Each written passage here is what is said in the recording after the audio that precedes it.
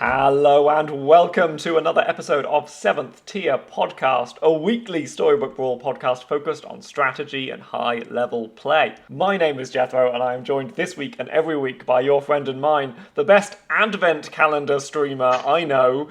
It's Sythesys. Syth, how's it going? Yeah, it's good. December's very busy, but I'm still enjoying Storybook Brawl. Looking forward to the new patch. It hasn't quite come out yet now at the time of recording. Yes, we're recording this potentially mere hours before the patch is released in what some are calling a triumph of scheduling. Yeah, but we can talk about general topics and say goodbye to this patch. Yes, we've got what's hopefully a pretty timeless show for you this week. We're doing, at a listener's suggestion, we're doing a deep dive into economy. But before all that, let's have our stats from the last 7 days of play. Syth, how's the Brawl been treating you? Yeah, this is one of the weeks I've played the fewest games, certainly since we started recording this podcast, but just a busy week.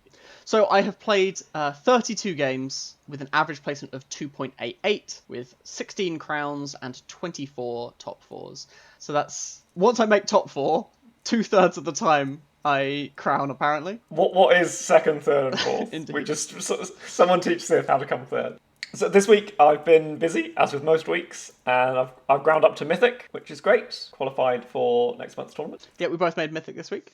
Oh, that's true. Yeah. Congratulations.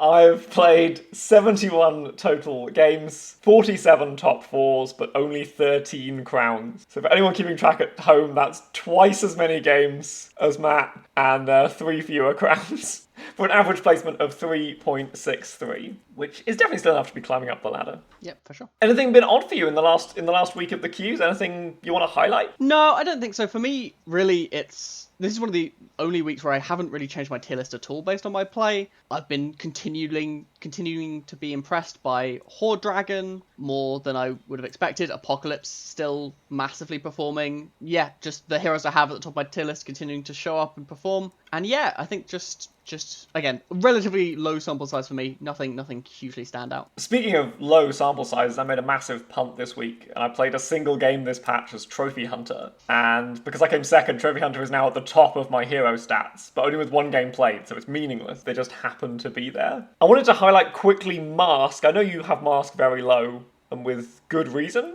It just so happens that the 5 games I've played with Mask this patch, I made top 4 of all of them. And I found Mask to be okay. I found you're able to get Mask into Skip much more consistently, because nobody is taking Skip. And that's still a really powerful thing to be doing. And I haven't minded Mask with, nonsense hatball-y stuff. It's 2 free spells. Yeah, again, I absolutely loved Mask in the past, had him S tier until this patch. On this patch, he's one of not very many heroes that I've played 2-digit times. I've played him 12 times. And he's bottom 5 for me, with an average placement of 3.75. So not a bad crown rate, but a lot of 7ths and 8ths where I just couldn't find you got no hero power until tier 3, then I wasn't finding enough early game strength for my early game heroes to make up for that, because a lot of the early game heroes got nerfed. That's been my experience, at least. What I found with Mask is it takes me a long time to pick up Mask on a new patch, because I don't want to take Mask if I don't know how the games tend to play out or how the heroes tend to play out. Sure. I mean, I definitely was picking Mask at the start and have stopped picking him, so maybe that's what's happening there. I don't trust my opinions enough to play Mask. I think that's where I land on them. Sure. So moving on to our main topic for the week. We're talking about economy. So if you've been listening to the show, you'll have heard us refer to economy heroes, economy units, getting some econ as Skip or as Peter Pants as being really important. And we figured we'd dive deep and really explain what we mean by this game concept and how you can use a bit of econ to level up your game. So that's the question we're starting with, Syth. What is econ? So at its core, econ is obviously the gold you spend. You get gold every turn, and you have to turn that gold into strength, mostly. That's primarily the purpose of gold, is to buy units to win you the fight. To some extent, gold is therefore also your hit points and the overall strength of your board. These are all very related and interchangeable things. Sometimes it's good to give up a little onboard strength for a little gold. Sometimes it's really good to sacrifice some HP for some gold. And at times the opposite is absolutely true. And it's kind of that interaction between all of those things that is part of what we're going to cover today. It's also about how the value of a single gold changes throughout the game. If I could get 2 extra gold on like turn 1, that would be game changing. And if I got 2 gold on tier 6, I wouldn't care a huge amount. And it's kind of understanding when it's correct to push for money and how to use the most of what you've got every turn. I don't think there's an upper bound. I was thinking of this in terms of a loan. If you wanted to borrow money from your turns as tier 6 to give to your turns as tier 2, I think I would just borrow 12 every turn and it would be busted. There definitely comes a diminishing return. I don't think if your board is full and you're still on tier 2, suddenly that gold is pretty meaningless. Sometimes you have those low-key starts where you just roll 3 shrink rays in a row and you've already got a full board and all the minions are still free. That's actually not as crazy as it. I mean, you're going to win the fight. But once you're at that point, once you're guaranteed to win the fight, economy also has diminishing returns, right? If I'm always winning this fight and I can't get long-term strength, having 100 gold in my pocket, it doesn't do anything. Getting a lot of econ isn't going to win you the game on its own. It's the strength that's going to win you the game. Exactly. So the game's begun. We're starting off at tier 2, and you mentioned a couple of the really key spells there. The Shrink Ray and the Forbidden Fruit. Yeah. How are we gaining econ on the first couple of turns of the game? So the most important thing is to make sure we're spending all of our gold, which means assuming no spells, we buy a unit tier 2, we buy a unit and ideally a spell on tier 3 because a spell is a way to get stronger, and then on the third turn on 4 gold, we buy 2 units. That's the very basic. Make sure, don't, even as the heroes who really want treasures or whatever, if you're spending gold rolling on those turns, you are losing in strength, and it's so important to get that early strength, and it's important to buy the strongest units. People often, I think it's a really big mistake, most of the time, to buy Kitty Cut Purse on the first turn of the game. It's an econ unit. When it slays, you have 4 gold on turn 2. That's huge. You get 2 units. You're going to get a lot stronger. But you lose that fight almost always. And when you do, Kitty Cut Purses cost you 3 life. And that's a heavy price to pay. That's not a ratio you're happy with. Cut Purse feels to me like the econ trap at turn 1. Yeah. As almost every hero in the game, and possibly also as Charon. And certainly, I certainly did that recently on stream, as I went in on Quick Cut Purses as Charon and was extremely disappointed. I've done Merlin things as well. I think, yes, in general, you need to already have the Mim before you're interested in Kitty Cut Purses, is my experience. They just don't slay often enough. I will say the hero that can get away with Kitty Cut Purses is Pied Piper. Because the turn you need that gold is the second turn of the game. That's when it's worth a full extra unit, is bringing you from 3 up to 4. Yeah. But by the time you put a Mim behind your Cut Purse, it's bringing you from 4 up to 5, which is only an extra spell or an extra roll, and a roll is just setting your gold on fire. Yeah. Shard can also give you a 2/2 Kitty Cut Purse on turn 1. Otherwise, what we're looking for, economy-wise, is these spells. Shrink Ray is the obvious one. There's a ton of, usually, at basically any point across the tier 2, if you cast Shrink Ray, it's going to equate to 1 extra unit for one of the fights. Picking when you do that is a surprisingly interesting decision. Shrink Raying on turn 1 means you guaranteed lose turn 1, but almost certainly guaranteed win turn 2. Whereas if you buy a unit and lock the Shrink Ray, buy, and then on the third turn, you get that more units. It's a question of how, based on the units you see in the shop, am I going to lose the first fight anyway? Am I going to lose the second fight anyway? You have to make that evaluation of when you think you need the power spike. If the shop is a bunch of 1/1s, maybe Shrink Ray lock is fine, because 3 1/1s can actually get you there on the second turn of the game, but the 1/1s weren't going to get you there on the first turn. Find the lines. And getting an extra 1/1 on the third turn of the game is way less. Yeah. By that time, a lot of people will have had a hero power kick in. A lot of people might have gained some economy from something like a Shrink Ray or a Forbidden Fruit. Yeah. That's providing less value. The other thing to consider is if you're because you don't know your round 2 opponent, right? Yeah. That's when you're getting the power spike. You don't know if you're always going to lose that round because they're Jax Giant. Jax Giants is one of the crazy strong right at the start of the game heroes. Whereas you might know that your round 1 opponent is a Charon or a Horseman or a Sad Drac who really wants to use their hero power that turn and can't if you present no board. Sure. The other thing is, of course, Forbidden Fruit. Forbidden Fruit paying... This is the first... We'll talk a lot about HP as a resource later on, but this is one of the first kind of direct turn 1 resource into another. You lose 2 life to gain 1 gold. This isn't a lot of value if that 1 gold doesn't directly turn into a unit. So on turn 1, it's not that good. On turn 3, it's not that good. But on turn 2, it's one of the best spells you could possibly get, because it's kind of 2 gold at that point, right? You're going to have a gold that you were spending on a spell, which is way less impact than a unit. If you can, generally speaking, on turn 1, if you see a Forbidden Fruit, I lock it, and then I often cast it,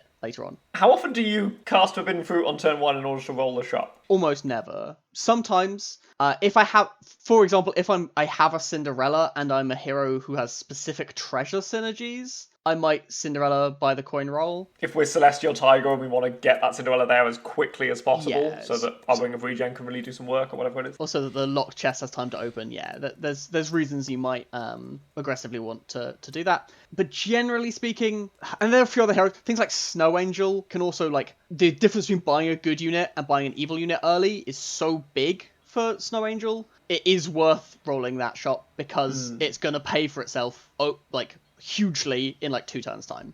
So not often, certainly not on like a generically powerful hero. You know, Pied Piper, generically strong, I can't imagine ever rolling the first shot by spending a coin.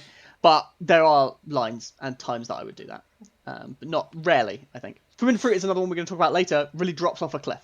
As we talk about, gold is especially valuable on certain turns, but as the game goes on, it becomes less and less valuable because the kind of percentage of your total gold that it's increasing goes down. You know, gold early, super valuable. HP later, super valuable. And we'll talk about that a little more later. And as you were saying, once your board's filled out, turn 3.1, 3.0, once you've got all of those slots filled, then it's about snowballing that strength. It's not about, any unit will do, bring me some stats so I can be protected. There's quite a lot more to talk about on tier 2, of course, because, again, this is when economy is the most important. So let's talk about other things that are quite powerful that we can do before we hit tier 3. And the first of those is the economy heroes. So the only heroes that kind of directly impact your economy are Pan's Shadow, making your evil units cost 1 less. Hard to use this on turn 1 because it doesn't do anything unless you also cast a spell. Great on turn 2, and again, not that great on turn 3. A classic example of the value of 1 gold changes quite a lot across those 3 turns. Cursed King has the exact same issues. Turn 1, they can still only buy 1 unit. Turn 2, they want to buy 2 units, but then they can't cast a spell and often lose 3 life. And then on the 4 gold turn,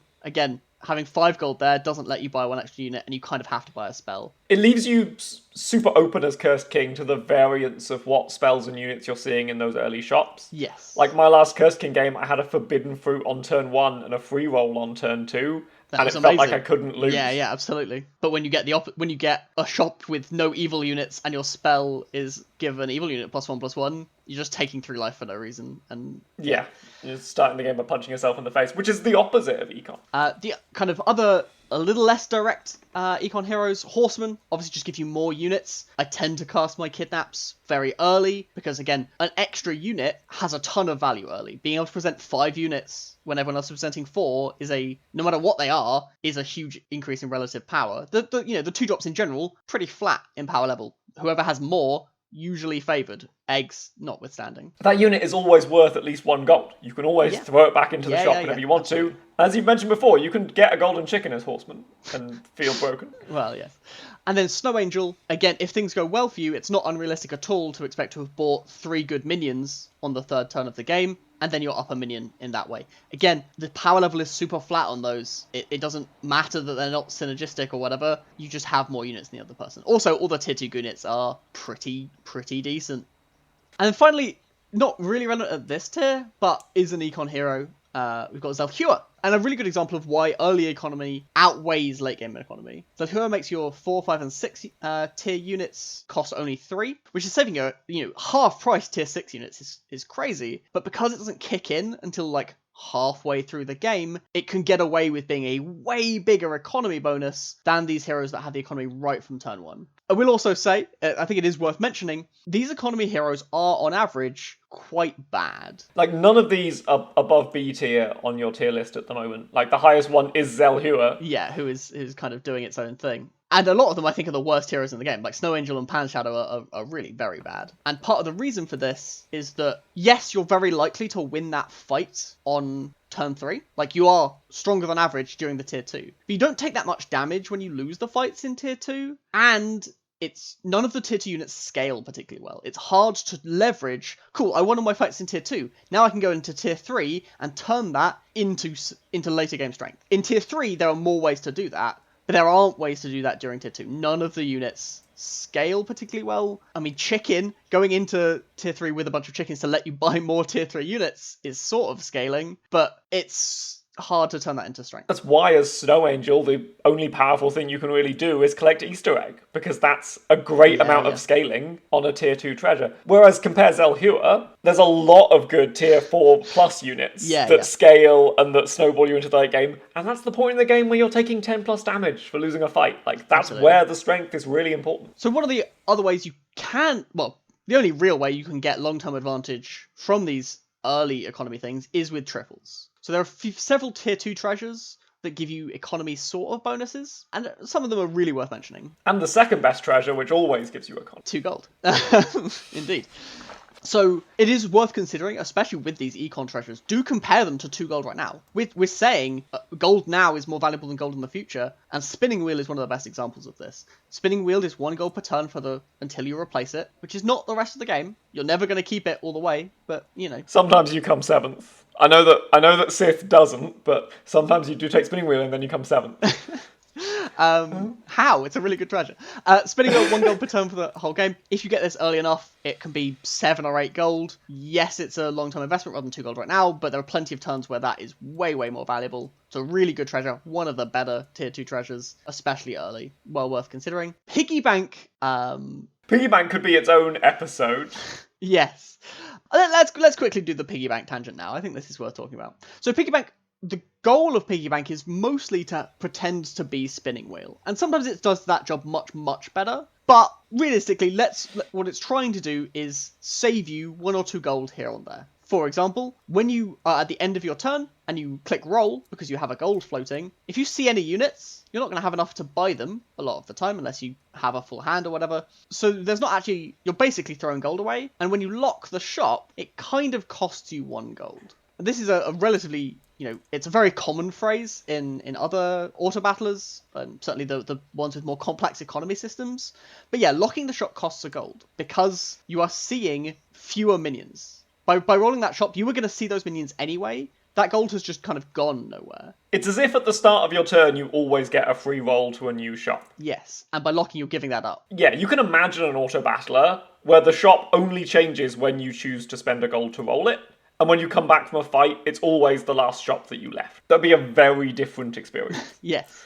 But yes, so Piggy Bank lets you save gold in that way, and also lets you save gold on turns where it's not important to spend gold, for turns where it is important to spend gold. For example, the end of tiers. So at 3.2, 4.2, 5.2, these are kind of the most obvious turns where it's hard to find strength. It's your board is full, so certainly 3.2. When you're about to tier up, you would love to be able to save gold so you can spend as much as you can seeing a new suite of units. A lot of units have a power spike directly on the turn you hit that tier. Wretched Mummy used to be the best example of this. When you hit tier 5, Wretched Mummy was absolutely insane on 5.0, just won you the fights on its own, and then rapidly, by the time everyone was tier 6, was unplayable. Brock Lee is sort of in this camp as well. A ridiculous unit when the strongest attack unit out there is like a 6/6, but once everything's a 10/10, it's just unplayable. I would point towards getting those scaling 4s as soon as possible as well. Every extra turn that a Heartwood or an Arthur looking at a Cinderella is in your comp, that's extra stats going forward. Every turn a Chupacabra gets to slay. Exactly. So yeah, Piggy Bank is a really skill-intensive treasure because you are directly sacrificing gold now for gold later, and it's kind of, if I were to graph the value of gold over turn, it does dip just before a tier up, and it's very, very complicated and really a very challenging treasure to use properly, but is a way of gaining economy if you have a really good understanding of, are you willing to sacrifice some strength now for some gold later? And there are times where that's really, really good. So that's Piggy Bank. Very tricky. Not one I would recommend if you're not comfortable, and certainly not one I'd recommend if you're not strong right now. If you think you're weak, Piggy Bank is just garbage. Don't even touch it. If you think you're weak, most of the econ treasures are garbage. I mean, that's true. If you're weak, you want to take a treasure that's going to affect the board, or skip because the 2 gold might affect the board. I think that's a really good shout. Yes, and a really good example of the gold to strength ratio. Right, it's when you're already strong. Strength has diminishing returns. Right, if I'm the strongest person in the lobby, buying more strength doesn't make any sense. That's when gold is most valuable. Or if you know you're stronger than the person or ghost you're playing against. Yes, for sure. The 2 other tier 2 treasures that generate you gold: Bounty Board. With Slay being a little dead on this patch, Bounty Board is unfortunately a little bit of a relic of a bygone era. Expect that to come back with the next patch, maybe. But can be unbelievable as a treasure. Just completely insane. If we see Slays make a return, if we see Sadrak start giving multiple minions Slay triggers again at any point, Bounty Board could go way up in evaluation. Yeah, I think Sadrak with Bounty Board is like a legitimately good thing anyway. I even think I don't tend to get tier 2 treasures as Peter Pants very often, but a Brave Princess Vainpire Shadow Assassin start is one of the better ways to start as Peter Pants, and Bounty Board lets you get a ton of economy from that. Right now, Vainpire isn't a very good unit because it doesn't lead you anywhere, but Bounty Board in general, quite strong. Don't expect to do anything with Kitty Cut Passes or Polywoggles with it. I know you're still tier 2, those units you might have. Those units aren't going to stick around. Don't think like that. Decide whether you're going to be taking, the actual good Slay units, and the answer is probably no. But a treasure to keep in mind, Trophy Hunter. If you're somehow playing Trophy Hunter this patch, Bounty Board, completely insane, utterly ridiculous treasure. Yeah. It very swingy, whether it's good. And then finally, Secret Stash. This is a really good example of both banking gold for later and kind of needing to understand your strength. So in order for Secret Stash to be good, you have to lose a fight. I have definitely taken Secret Stash as I've just got strong because I tripled a minion and then won all my fights and had to replace it later. Like, that does happen sometimes, and you need to have a good idea of, taking it as a hedge because 3 gold is more than 2 gold. Well, 2 gold now is worth a lot more than gold later. And it comes with a HP buffer, which is really nice. Yeah. But Secret Stash is at its best when you think you're almost certain to lose the next fight, and that the 2 gold you would get by skipping wouldn't win you that fight. And that happens all the time. It's almost like a mini piggy bank that gains you 3 life. Yeah. Like 3.2, I'm probably about to lose, this Apocalypse is undefeated, let's grab this stash and take 3 gold into the next turn. Yeah, and getting that 3 gold on 4.0, 5.0 can be huge. 6.0 especially, oh man. I love when my Secret Stash triggers on 5.2 and I get 3 extra gold going to 6. Incredible, so strong. Secret Stash can also make buying an XP more valuable later on. If you buy that XP to go from 5.1 to 5.2, yeah, you're 5 gold down going into the fight, you'll probably lose, but the stash will help make up for that and give you the gold at the time that it's important. Yeah, cool. So tier 2 certainly had the most to talk about because, again, it is when economy is at its most valuable. There's a ton of stuff going on at tier 2. Final thing I wanted to mention on tier 2, and we will circle back to this later I'm sure, is the text of Golden Chicken. This is a tier 2 unit which you can always sell back to the shop for the same 2 gold you spent on it, and if you triple them you can sell it back for the 4 gold, which is always free, or just money if you're Waddle. This is sort of the opposite of what we discussed later. This is taking out a loan now, and it's a savings account that you can pay off later.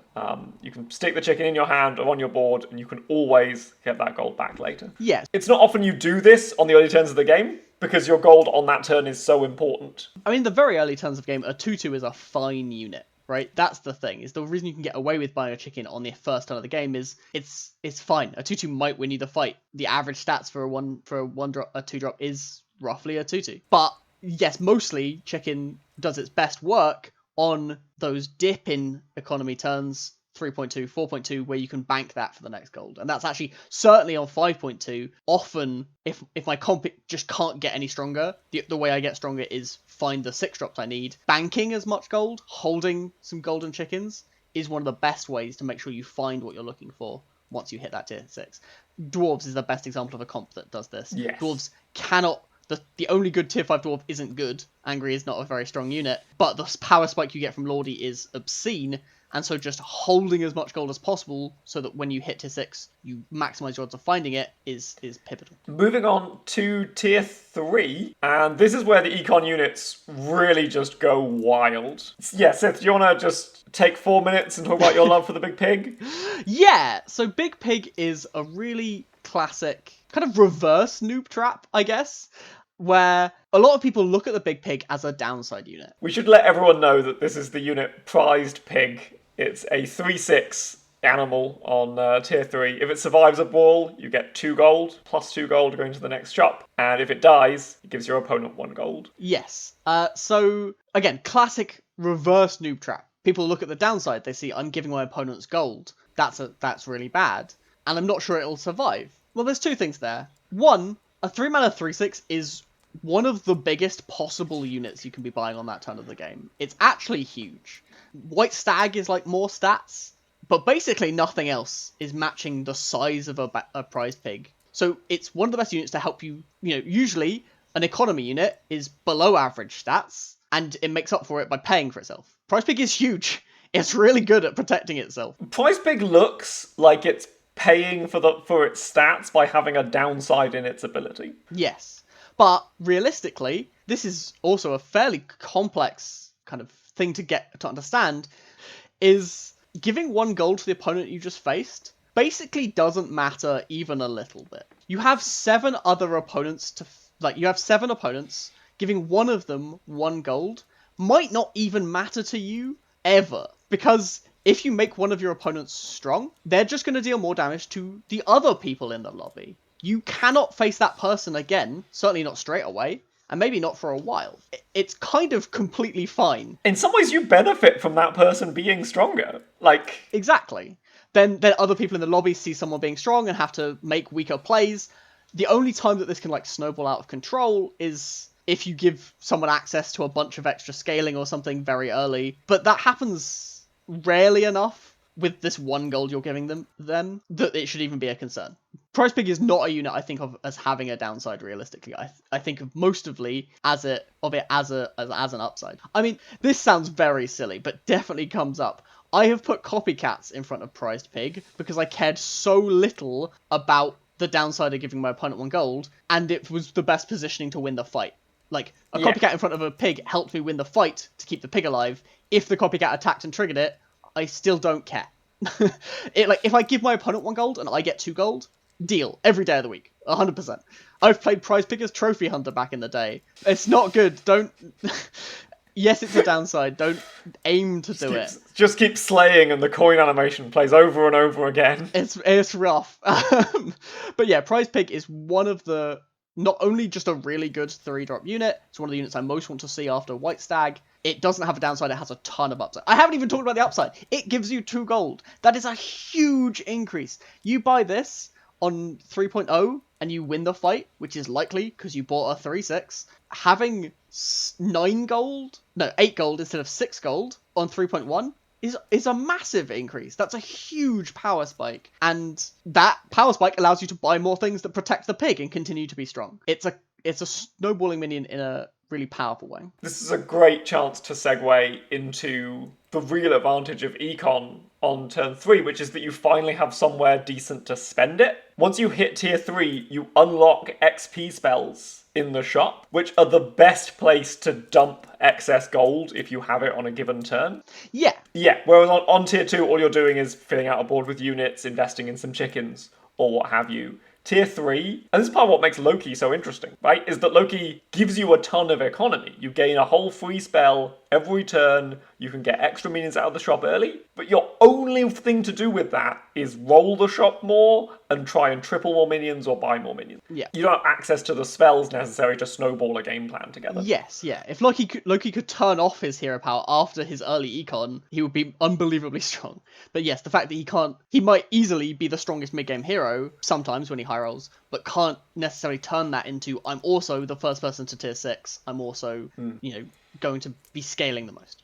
So yeah, that is definitely worth pointing out. XP spells are a direct way of turning economy into... That's an investment, right? It lets you especially skip the turns where gold is least valuable. Skipping 3.2, skipping 4.2, these turns where gold isn't super useful, those are really, really good times to buy XP spells. We should stress, to skip 3.2, you have to buy XP on 3.0 or 3.1. Buying XP on turn 3.2 is almost nothing. Yeah. Because you're not going to see the benefit of that until you're tier 5 ahead of the rest of the lobby. Because you won't be tier 4 ahead of anyone else. You'll be 4.1, everyone else is 4.0. Guess what? Everyone's buying 4-drops this turn. Yeah, which is a shame, because that would normally be the best time to spend that much. Right, again, that's when gold is least valuable. That's when I want to spend the gold on things that aren't units. It just doesn't line up that well. And that often means you have to take a risk. It hurts to buy XP on 3.1 when everyone else is getting stronger and you're not. But it pays off in time. You gotta find the moments. And this is why this is the point in the game, and you can trust me on this because I brute forced it. This is the only time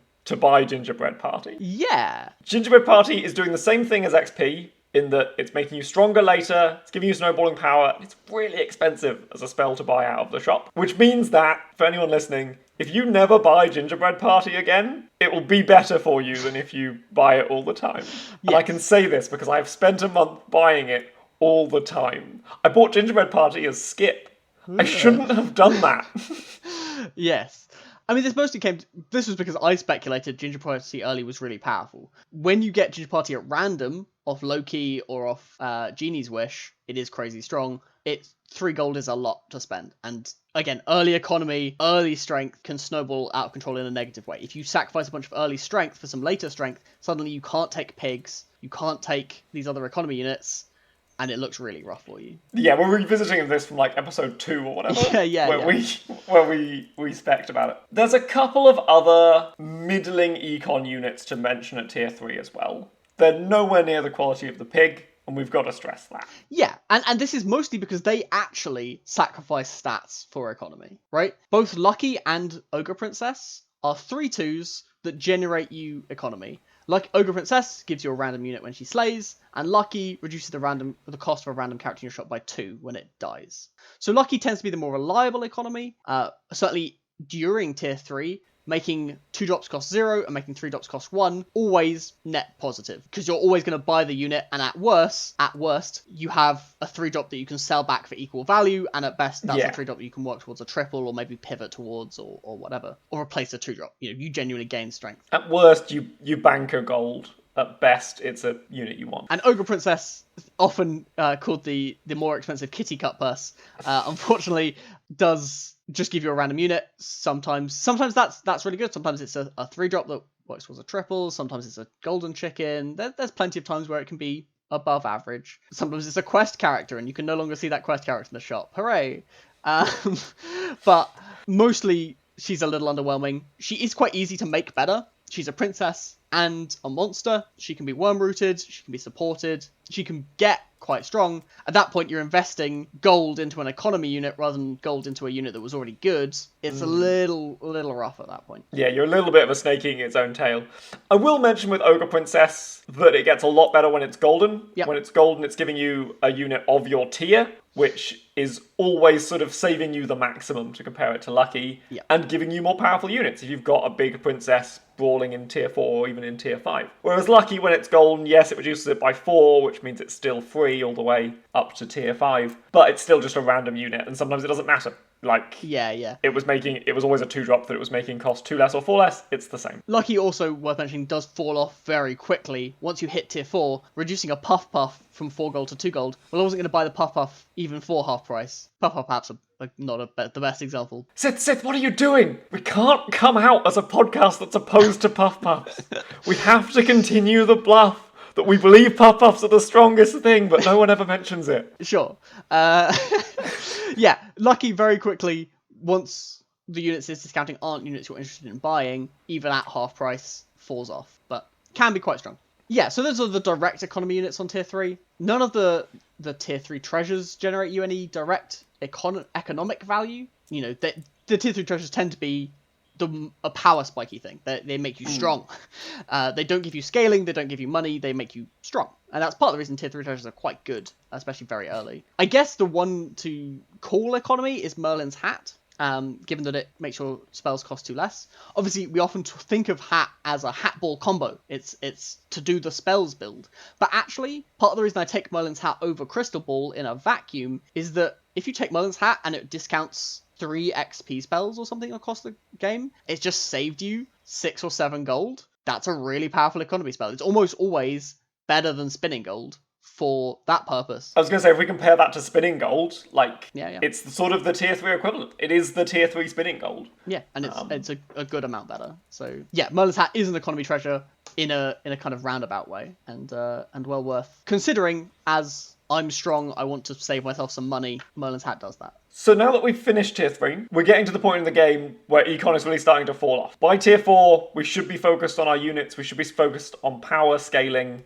and XP scaling. The amount of gold you have is really sort of the amount of extra rolls you're getting each turn. There's not a ton of ways to spend that gold on strength. Yeah, and part of this is the relative strength of filling an empty ball position and replacing one of your units. You're gaining less percentage of board relative to each unit purchased. Yes. Yeah, when you buy a unit to replace an empty slot, you're just gaining its stats. When you're replacing a 2/2 with a 5/5, you're only getting +3/+3 of stats, and relative to the stage of the game that's a much smaller increase than filling out those empty slots. And we see that in what's on offer at Tier 4 as well. I had a look through hatball.com. I believe Greedy is the only unit that's offering you extra gold, or any kind of economy at all at this level. And this is part of why Dwarves is quite bad right now, is you get this economy at a stage of the game that no one really needs it, and you don't really need it. Like, going into Tier 5, we were saying before, Dwarves has nothing to do with gold. This is part of why I quite like Piggy Bank on Dwarves, is because you need your gold to roll for Lordies. It's actually quite a small chance that you find that Lordie that's such a huge power spike. But you've got 3 turns of Tier 5 to get through if you're unlucky. Yeah, most of the time at that point you just need to progressively roll for 4-drop triples to hit Dwarven Forge or whatever, right? That's the Dwarf plan, but gold on rolls is, as you say, much weaker than gold on units, because it's not actually doing anything. So yeah, there's not much economy here. Mostly the, econ comes from scaling strength. Like Tier 4 is where you start getting units that make you stronger later. You pay a higher cost for a weaker unit now to have it get bigger over time. That's a weird sort of economy. It's kind of a strength investment rather than a cash investment, but that's how you have to start thinking about economy once you hit Tier 4. It was also the point of the game where I start thinking Forbidden Fruit is a lot worse, and Health Potion becomes a little more appealing.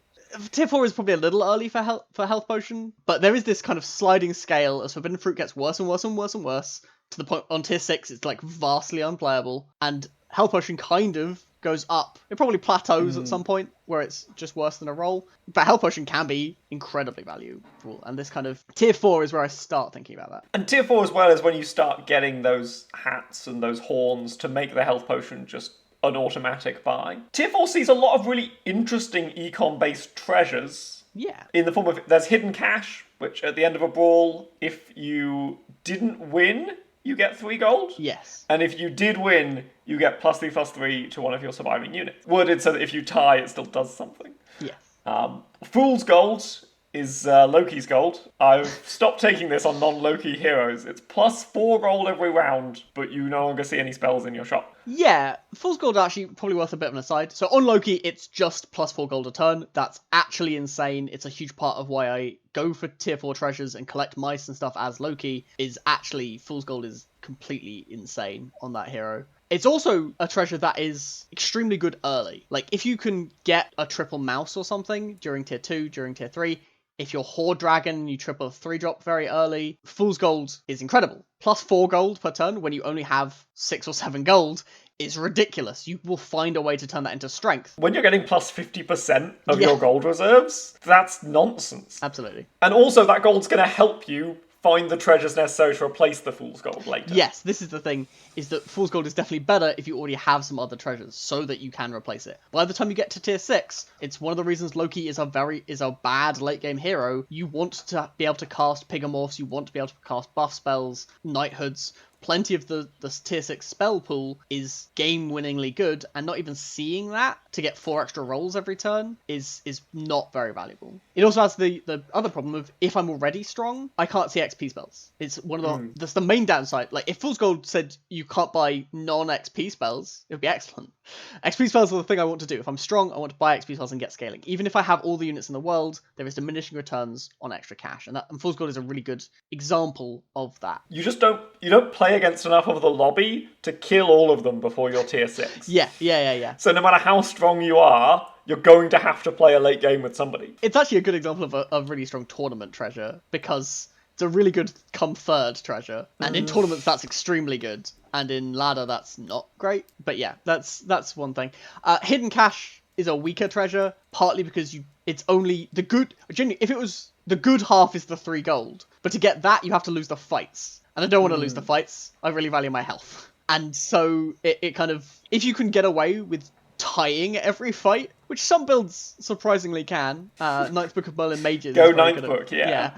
But realistically, Hidden Cash, the +3/+3 scaling is quite bad, because It's just not how that works. It'll often end up on a... Oh, we can't end up on a token anymore? But if all of your minions except tokens have died, you waste the buff. It can be surprisingly awkward. The only times I take hidden cash, and I do quite like it as a treasure, are when you've got something where that +3/+3 is valuable. Like a court wizard, it can be really valuable on. A hippocamp, it can be really valuable on. Because these are the units that are going to survive at the end of a fight. Yeah, big pick. Like your wombats, it would be really valuable on a wombats, but the wombats is dead. Yeah, Friendly Spirit. Again, there's the reason Coin of Charon is good scaling and hidden cash isn't. I want Friendly Spirits and wombats to die and get the buff, and hidden cash doesn't do that. Soultac Ancient. Yeah. I'd love to hidden cash a Soultac Ancient. Gloves of Thieving is the other treasure worth mentioning. Is kind of indirect economy in a similar way to Ogre Princess, right? It's get one of your opponent's units. You can always sell it for a gold. It obviously has the much bigger upside relative to Ogre Princess, which gives you a random unit, to this is a unit that someone has decided to purchase and put in their comp. It can't be that bad. Such a good way of looking at it. But it also means that you can get triples, you can get golden units from your opponents, you can get units that have had buffs. There are certain opponents where Gloves of Thieving is extremely good. Sadrak, Charon, Merlin, these characters that put a ton of effort into making one big unit quite a lot of the time. It's not a treasure I think of as an economy spell. I mostly think of it as just a really good treasure that gives you a ton of late game utility because it can let you dramatically pivot. The number of times that I've been like, I've kind of got no direction, I've just come some random units. Oh, I've stolen a golden good boy from my opponent. I guess I win the lobby now.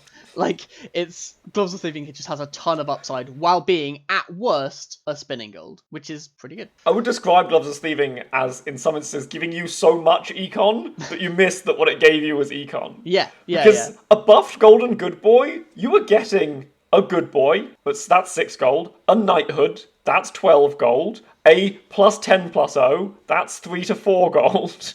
Like... Yeah, you've just saved an unbelievable amount of money whenever you steal a powerful unit that you play in your comp, especially if it's golden. You've just saved unreal amounts of cash. And that's a big part of why Gloves of Thieving is probably the best tier 4 treasure in a vacuum, I would probably say. Yeah, I think that's... Otherwise, on tier 4, the last of the XP spells ticks in. You can now have the End. This is probably, on average, the best XP spell. It's less kind of game-endingly good as Wish Upon a Star. When you buy Wish and it's 2 XP for 5 gold, you have just won the lobby pretty often.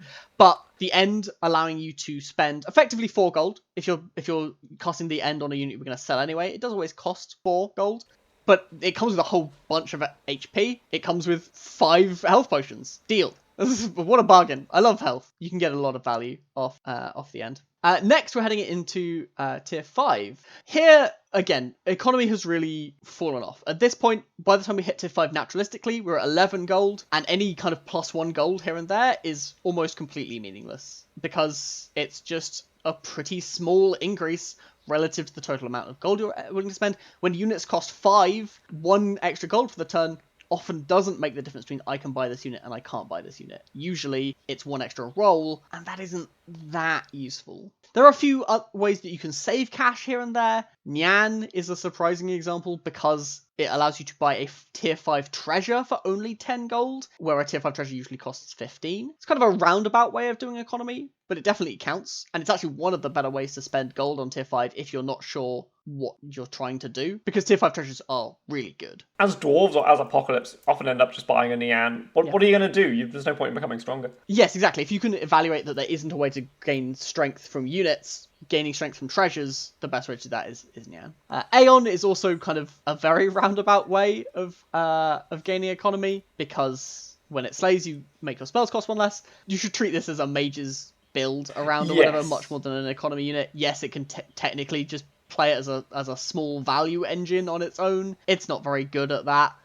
Basically for what we're saying, economy saving 1 gold isn't very valuable at this stage of the game, and it is a below average stats unit. So this is part of the point I was going to make about Aeon, is if you put that slay trigger onto like an Ogre Princess on tier 3, that could be really interesting. Be insane. Absolutely. It was so strong. It'd be interesting just as getting that benefit most turns of making the spells in your shop 1 cheaper. By tier 5, that's fallen off a cliff. Yes. And unless you're comboing it with Crystal Ball or using the other part of its power to scale some mages, it's just not doing anything. There are a few tier 5 treasures that kind of indirectly gain you economy. Staff of the Old Toad is actually the first one I'll talk about, because it saves you a huge amount of money in rolls. So Start of the Old Toad means that level 2 and level 3 characters no longer appear in your shops, and that the increase, if your goal is to find one specific 6-drop, it does something like halve the number of rolls required to find that unit. Don't quote me on that number, but it massively increases your odds of finding it, and the money you save on those rolls is economy, and it can be a lot of economy. I think really the main issue with Stuff the Old Toad is that it's an economy treasure at a stage of the game where your treasure slots mostly want to be making you stronger in combat. That's the main, like, it is a really good treasure, but I usually have to give up some onboard power, either because I've not taken the other tier 5 treasures or I'm replacing a treasure, that you have to make sure you're strong enough to make that sacrifice. You need to be powerful before you take the Staff of the Old Toad. It won't dig you out of a hole the way you might want a tier 5 treasure to. Yeah, or have enough HP. If you're not strong, if you have enough HP that you can afford to lose 2 or 3 fights while you find that strength, that's one. It's another way that HP and strength can be related, is that if you've got enough HP to just lose some fights, it doesn't matter that you're not actually that strong. The other very vaguely economy treasures are Ambrosia and Hand of Midas. These are obviously very similar treasures. They both give you access to a golden unit, either the next one you buy or the unit that goes in slot 7. Tripling a 6-drop is incredibly expensive, both in that you have to pay 12 gold, either for a knighthood or 2 more copies of the unit, and in that it usually takes you several rolls to get to those things. And so Ambrosia and Hand of Midas are indirect ways to save you money. They also always give you some power. Hand of Midas is again another investment treasure. Usually makes you either not stronger or weaker, even if you're replacing a treasure on the turn you buy it, for a big payoff later. Ambrosia at least gives you some stats immediately, though isn't usually that exciting. So these are kind of indirect ways of buying future strength at the cost of some current strength. I would say the reason they're good is that they pay you back some level of that tempo. Yeah. Hand of Midas, you have to wait until you've used it, but unlike Staff of the Old Toad, which does nothing the turn that you get it, Ambrosia is a little bit of stats that turn, or more if you happen to have a buzzard still sat there in slot 7. Yeah, so that's really all there is on tier 5. Yeah, we're kind of in a post-economy world at this point, right? We're kind of done with individual gold being an important part of the game. And again, this is when Zelkua's hero power is generating like 7 or 8 gold a turn. It's kind of insane. If you want an economy hero, that's what you have to compete with at this stage. And none of the units, none of the treasures match that, realistically. I mean, there is one treasure that really solidifies that we're in a post-economy world at this stage of the game. So once we head into tier 6, and I suppose this is a tier 7 treasure, but Holy Grail is the pinnacle of economy treasures.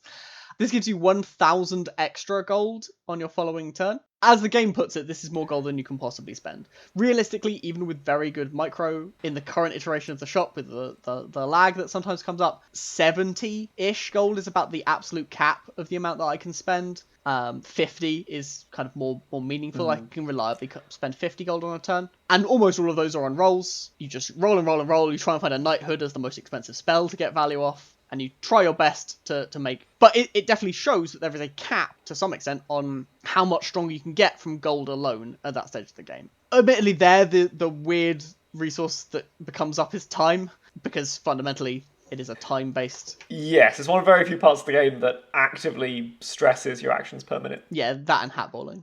It is also worth mentioning the interaction with Piggy Bank at this point. One of the things you can do on a Holy Grail turn is try and triple 2-drops to find Piggy Bank. It should not be your primary game plan almost ever, unless you're not tier 6 when you get the treasure. It doesn't happen very often, but sometimes. If you assemble Piggy Bank, you get... Think about how much interest you get. It's 200 gold of interest every turn. No, at that point you're just playing a different game. Now every turn is a Holy Grail turn, and you can go off forever and have a good time with it. Realistically, again, once you're at tier 6, you're kind of in a post-economy world. At this point, the most expensive things actually become locking units. And like locking shops even. Often, when you're rolling, you'll find that the thing that you want from the shop is either a 6-drop or something like an evil twin or a knighthood that are very expensive and cost more money than you currently have. And so you have to lock with like 4 gold remaining. And you do need to think, am I willing to spend 16 gold on this knighthood? And sometimes the answer has to be no. I have definitely had turns where I've been like, roll, oh man, I've got 9 gold left, nothing to sell in my hand, but I want this knighthood. 19 gold must be too much for this, right? And so I roll down, And then when I have 1 gold left, actually then at that point I'm happy to lock the knighthood because it has cost less. I've seen more shops. Even if I didn't necessarily get stronger, I could have. And it's understanding the value of locking, and also that you can get value by just having more gold in your hand, right? If I had ended the previous turn with a couple of chickens in hand, well, now when I see that knighthood, I don't have to lock. I have saved by having more gold potential. I've saved myself 9 gold. That's insane. Again, you can make huge savings when you have enough gold to be flexible. And that's what opening that savings account, buying that chicken when you can, offers. Yeah. And similarly, if you ever get to the point where in order to triple a unit or whatever, you have to sell down and place 6 units, we talked about how valuable a full board is. If you had just had 1 more unit in your hand to sell, got to present an extra unit, and that's a ton of extra stats.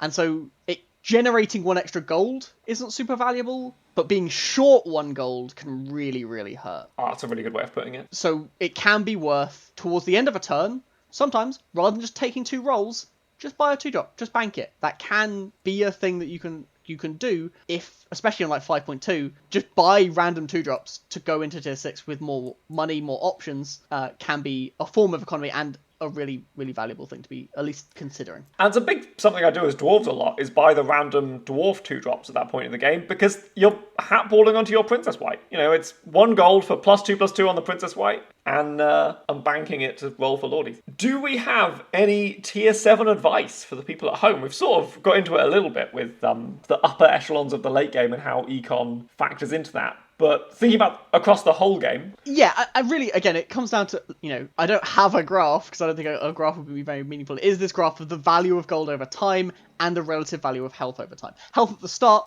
almost completely meaningless, because health doesn't matter till you die, but the difference between being at 10 health and 11 health, right at the end of the game, is night and day. And to some extent, understanding those breakpoints, right? 7 is the same as 1 at the end game, but 8 is a lot more than 7. And 10 is a lot more than 9. And so understanding when health potions are a correct buy is really important. I buy them a lot in the late game.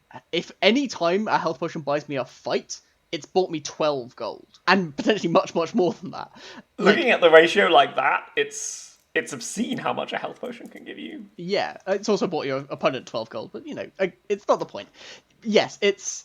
Staying alive for a turn is extremely valuable, and being able to use health as a resource is absolutely pivotal. It's part of the reason Ring of Regen almost made it to the economy section, because 1 health per turn, if you sticks around and it's +9 health, that's paid. That's a whole... If it buys you a turn, it buys you a turn later. It buys you a 12 gold turn. Again, it's all about this ratio of gold, health, and current board strength, and understanding when those things get important, and when you need to push for strength, when you need to accept you're going to lose some health, turn that into some later economy is super, super important. Otherwise, a few other bits and pieces to mention. That's the point of this tier 7. One, we've got golden chicken here. If you triple a chicken, you get to look for a tier 2 treasure. One of the best late game treasures in the game is Hermes Boots. Like, Hermes Boots is better than most tier 6s for some comps. Genuinely. For that reason, you often want to buy 2-drop pairs to try and triple them up. But buying, random tinies is actually very expensive. You spend 6 gold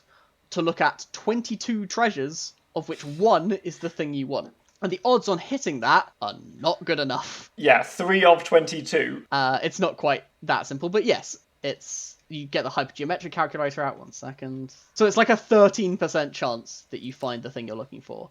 And that's not good enough.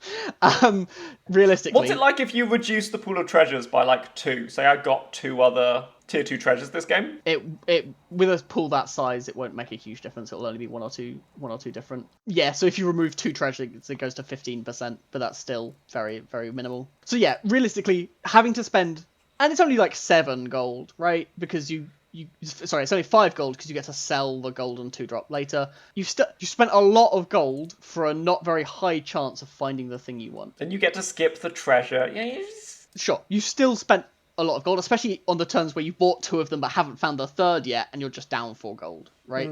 If that takes 2 or 3 turns to pay off, you're really in debt. Chicken has no cost. Chicken, you can hold in your hand. It can actually be just pure beneficial to have banked that gold rather than spending it on rolls. And if you triple it and skip the treasure, you've gone neutral. If you're Wonder Waddle, you're up gold. It's actually part of the reason Wonder Waddle still is a hero I don't necessarily dream out of in the late game, because that is a form, not a great form, but a form of economy. Similarly, if you have Excalibur, buy and sell your golden chickens. It's +2 gold. Why not? Every time you see one in the shop, it's just a benefit. Excalibur is also Holy Grail. I was going to touch upon Forking Rod and Wand as ways to double down on other forms of econ. If you see lucky coins in the shop and you've got a Forking Rod, that's going to double down on it. If you've got those health potions, you can get them 2 or 3 times, and that can really add up. That can really is part of what these treasures do, is help with your econ scaling. And then there's quest units, which we didn't list all of these alongside the unit, but if you've got a Cinderella is probably one of the best econ units on tier 1, because Skip is the second best tier 2 treasure. Yeah, you will cast 4 spells at some point. And certainly, while we're doing Fork Rod Hat Ball stuff, there is a ton of ways to gain economy, and buying a Cinderella, completing her in 1 turn and selling her is +1 gold, and that is a small but meaningful way of generating cash. Feed the Kraken is also a form of economy. Feed the Kraken is the same as Lucky Coin, except it uses your spell slot, generally speaking.